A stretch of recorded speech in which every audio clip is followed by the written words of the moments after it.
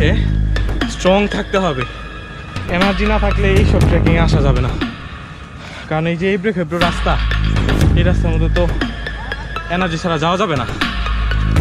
কারণ হচ্ছে অনেক পিছল টাইপের রাস্তা, এটা যে কোনো সময় একটা মারাত্মক টাইপের কিছু হতে পারে। আমি পাহাড় হলে তুমি ঝর্ণা হবে, প্রেম রোদের ক্ষিপ্রতায় কাঠ হয়ে গেছে আমার ঠোঁট, পুড়তে পুড়তে হৃদয় হয়েছে পাথর, তুমি সাই দিলে আমি মুহূর্তেই হয়ে যাব সাফা হাফং।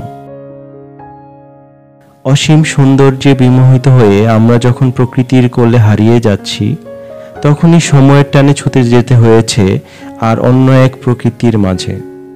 আর এভাবেই আমাদের রাঙামাটি গল্পের দ্বিতীয় পর্বটার শুরু।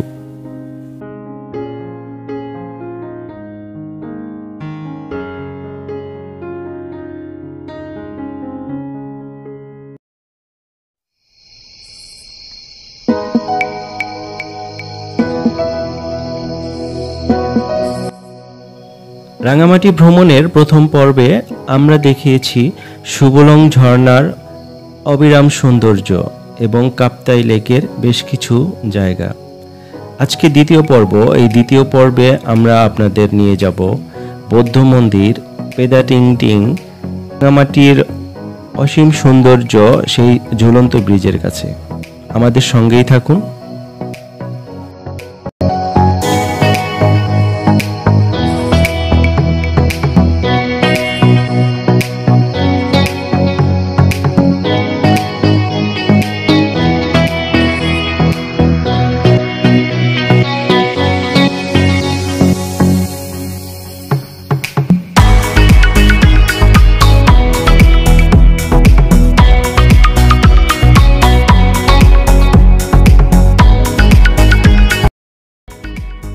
রাঙামাটি ভ্রমণের আকর্ষণের কেন্দ্রবিন্দুতে রয়েছে কাপ্তাই লেক। স্রোতস্বিনী কর্ণফুলীতে বিদ্যুৎ উৎপাদনের জন্য বাঁধ দিয়ে তৈরি করা হয়েছিল লেকটি। মানুষের সৃষ্ট কোনো প্রাকৃতিক নিদর্শন যে এত সুন্দর হতে পারে তা না দেখলে বিশ্বাস হবে না আপনার। তাই অবশ্যই পার্বত্য ভূমির মাঝে বন্য সবুজ আর সুনীল আকাশের প্রতিবিম্ব নিয়ে জেগে থাকা কাপ্তাই হ্রদে একবার হলেও যেতে পারেন। কাপ্তাই হ্রদের উঁচু দ্বীপে দাঁড়িয়ে রয়েছে বৌদ্ধ সাধক বনভান্ত, উচ্চতা প্রায় 24 ফুট, আর তাকে দেখতে ভক্তদের ভিড় যেন লেগেই থাকে।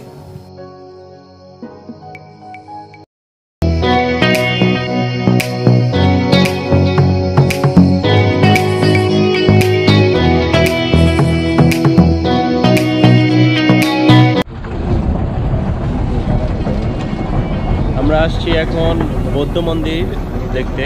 বৌদ্ধ মন্দিরের কাছাকাছি আছি। আপনারা দেখতে পাচ্ছেন যে বৌদ্ধ মন্দির দূর থেকে দেখা যাচ্ছে। এটা হলো বৌদ্ধ মন্দির।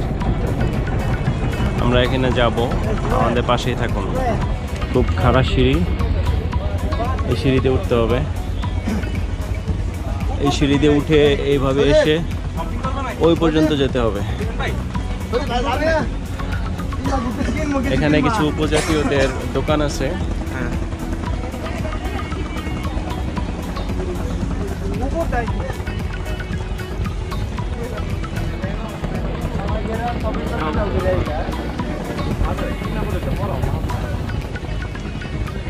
অনেক বৃষ্টি হচ্ছে, বৃষ্টির মধ্যে আমরা বৌদ্ধ বিহার দেখতে যাচ্ছি।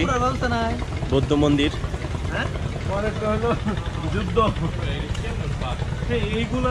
মিছিল পথ, কাদা এবং অনেক পিচ্ছিল পথ। যারা ট্রেকিং করতে পারেন বৃষ্টির সিজনে তারাই আসবেন।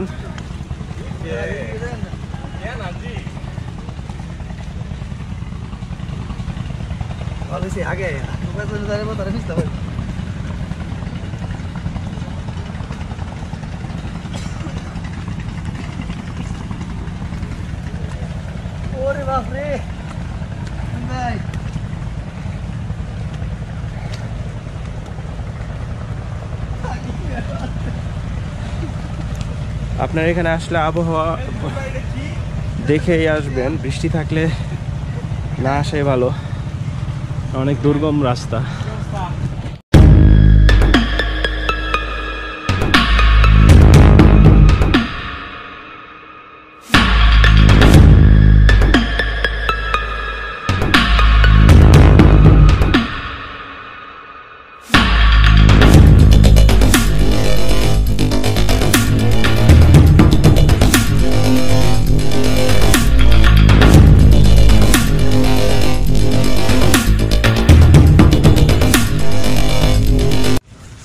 অনেক দুর্গম রাস্তা।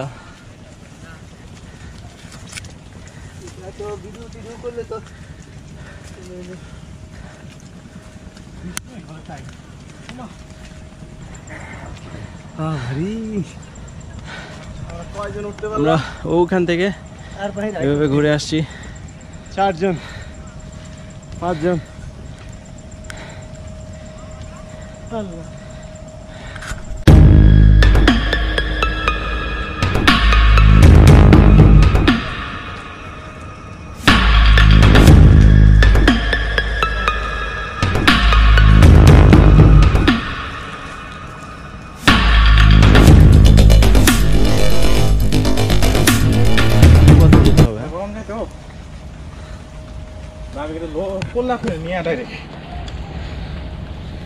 একটু পিছনে আগে পিছনে ঘোরান, কি অবস্থা দেখি আমরা। রাস্তা দেখাইতে হবে তো। এই রাস্তাটা দেখেন, এখানে আসলে বৃষ্টি পড়াতে অনেক পিচ্ছিল হয়ে গেছে রাস্তাটা। এত বৃষ্টির মধ্যে না আসাটাই ভালো। আমরা আসলে যখন এই বৌদ্ধ মন্দির দেখার উদ্দেশ্যে রওনা হই তখন বৃষ্টি ছিল না, এখন হঠাৎ করে প্রচুর বৃষ্টি। আমার সাথে আছে নিশাত, আমার ছোট ভাই। হাই, তুমি কিছু বলো এই ট্রেকিং সম্পর্কে। ভাই ট্রেকিং ঘুরতে অনেক মজা, বাট হচ্ছে স্ট্রং থাকতে হবে। এনার্জি না থাকলে এইসব ট্রেকিংয়ে আসা যাবে না। কারণ এই যে এবড়ো খেবড়ো রাস্তা, এই রাস্তার মধ্যে তো এনার্জি ছাড়া যাওয়া যাবে না। আপনার কারণ দেখতে হচ্ছে পাচ্ছেন অনেক পিছল টাইপের রাস্তা, এটা যে কোনো সময় একটা মারাত্মক টাইপের কিছু হতে পারে। জবা ফুল, জবা ফুল, অনেক পিচ্ছিল রাস্তা। একবার স্লিপ করলে একবারে অনেক নিচে। মোটামুটি 1-200 ফিট।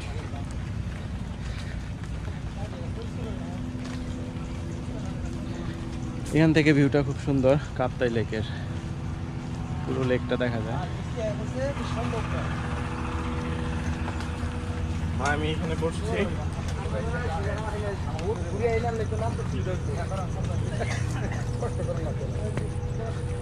আমরা এই যে চলে আসছি বৌদ্ধ মন্দিরে।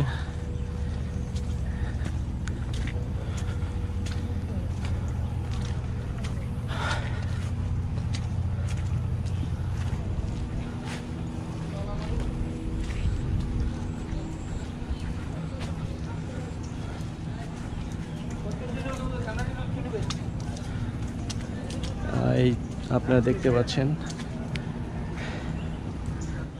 এটা 29 ফুট 8 ইঞ্চি দণ্ডায়মান বৌদ্ধ মূর্তি সহ ছাদ নির্মাণের ভিত্তিপ্রস্তর স্থাপন করেন শ্রীমৎ ধর্মতীর্ষ মহাস্থবির। উনি আপনারা এই কাপ্তাই লেকটা দেখতে পাচ্ছেন, পুরো লেকটা চমৎকার দৃশ্য।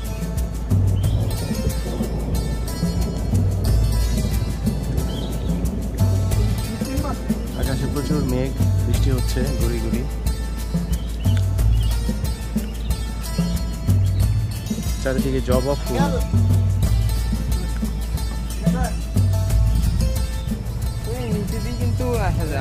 আমরা কি এদিক দিয়ে নামতে পারবো না? নেমে আমরা ওই বোট পর্যন্ত যেতে পারবো না? কারণ যে পথে আসছে এ পথে যাওয়াটা অনেক কঠিন হবে।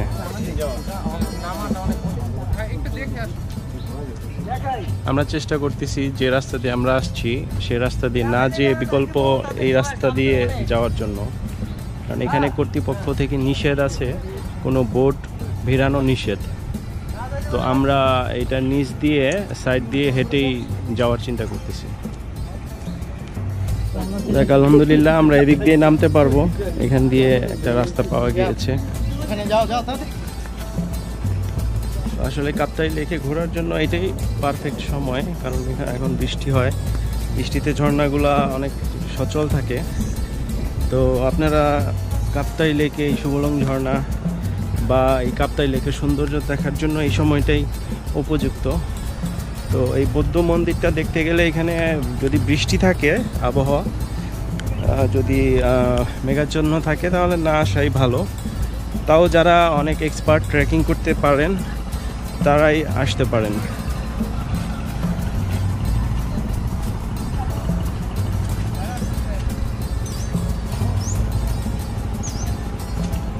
এদিক দিয়ে নামা যাবে না, তবে একটু আস্তে আস্তে নামতে হবে, স্লিপি অনেক। নামার রাস্তা এটা ট্রাই করি। ও, এটা বিকল্প রাস্তা, এটা অনেক পিচ্ছিল।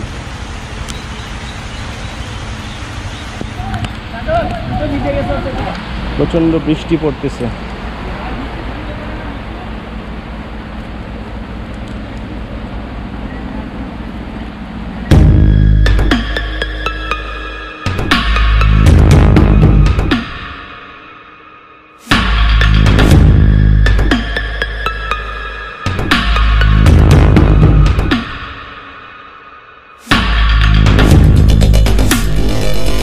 আসতে চাইলে অ্যাংলেট পরে আসবেন অবশ্যই।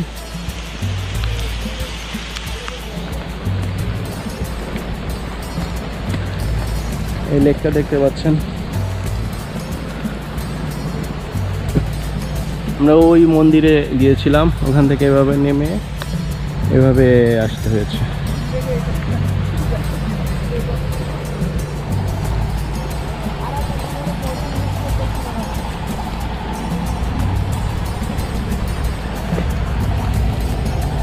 আমরা আমাদের বোটের কাছাকাছি চলে এসেছি। ডাব খাচ্ছি সবাই আমরা, 40 টাকা পিস। এই পানি মিষ্টি নাকি? যথেষ্ট ভালো, ভালো পানি। যাক, না না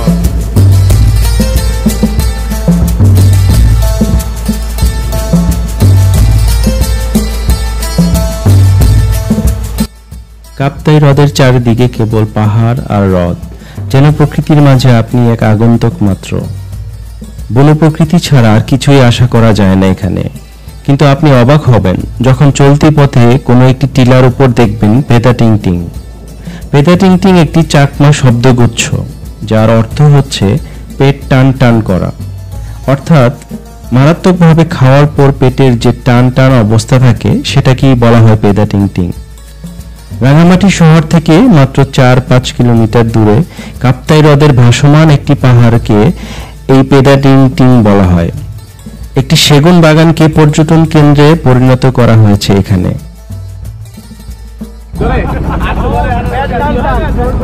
চলে আসছি পেদা টিং টিং এ।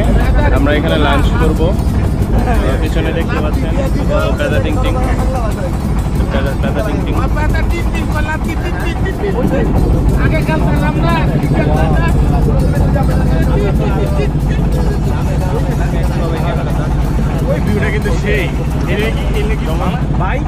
এখানে রেস্টুরেন্ট আছে, এখানে আমরা খাওয়া দাওয়া করবো।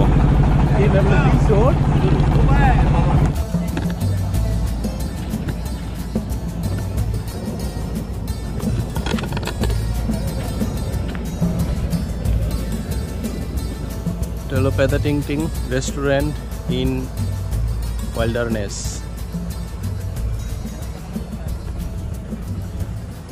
এখান থেকে ভিউটা দেখেন, চমৎকার একটা ভিউ।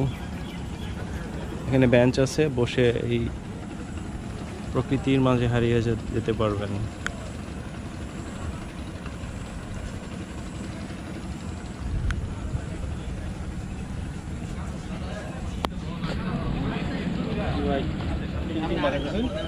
এটা হলো রেস্টুরেন্ট পেদা টিং টিং এর।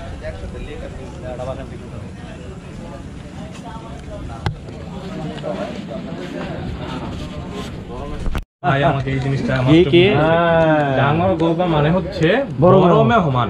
হ্যাঁ, এটার মানে কেন বলেন? এটা হলো ব্যাম্বু চিকেন। আমার কাছে দাও।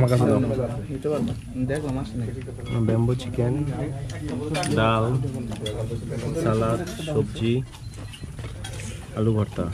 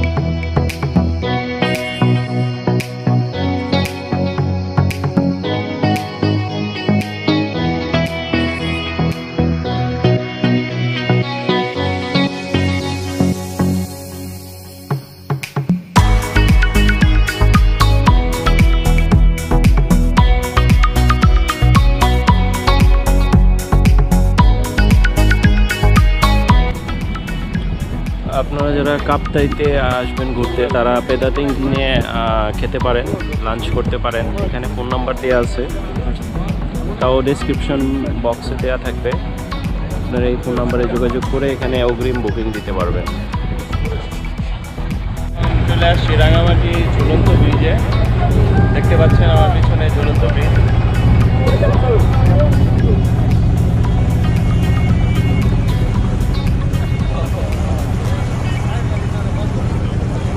রাঙামাটি শহরের প্রধান আকর্ষণ হলো ঝুলন্ত সেতু।